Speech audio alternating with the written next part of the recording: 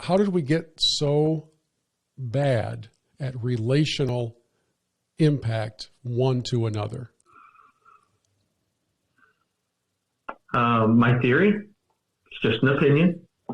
I think that we just assume that people pick it up in their upbringing. If you study the mind, the conscious and subconscious mind, that you'll know that the subconscious mind, which is where our habits and actions flow out of, most of the time is fully developed by 7. So that develops our perspectives.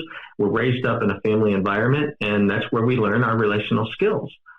Problem is, we're living in a society where the family's broken in a lot of cases. People are not learning how to relate to people naturally in a family environment. And so then they come up and they end up in a leadership role. Guess what? Leadership is all about leading people. It's the relational aspect, and they don't know how. So we're asking people to lead customers or lead employees when they don't know how to relate to their own family in the first place, because no one's ever taught it to them. And so I think that's really where we're at. It's a teaching standpoint. And it's something that we never really thought about, the fact that we have to teach others to do this, but we do. It's not just naturally learned. What's the solution?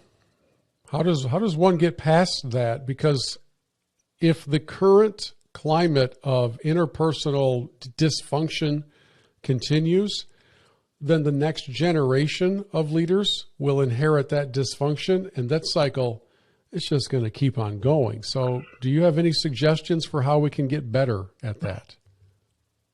Yeah, I think the first thing I would say is I think you'll hear people say, well, I'm not a people person. I think you have to debunk the myth that it's a natural thing. People aren't naturally good or naturally bad. They were naturally raised in an environment that made them look good or made them look bad, but they're not naturally good or bad. This is a science and an art that actually can be learned.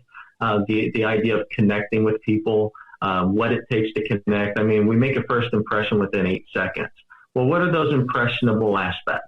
Well, it's smiling, it's eye contact, it's open body posture. These things you can learn and you can practice.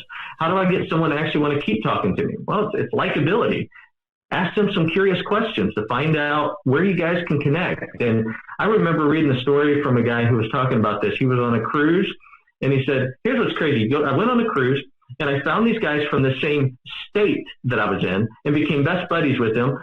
I didn't relate to them on any other thing. I did things that I never would have done, all because we found the likability factor of being from the same state. And so, you know, it's silly, but yet when you think about it, we tend to like people who are like us, and we like people who like us. And I won't go through all of it, but it is a learnable science and an art. So if you apply yourself to it, these are skills that you can learn, and that's really the leadership skills I focus on teaching are just those things. I think there's one other important thing that you have to understand. We are an achievement-driven society right now.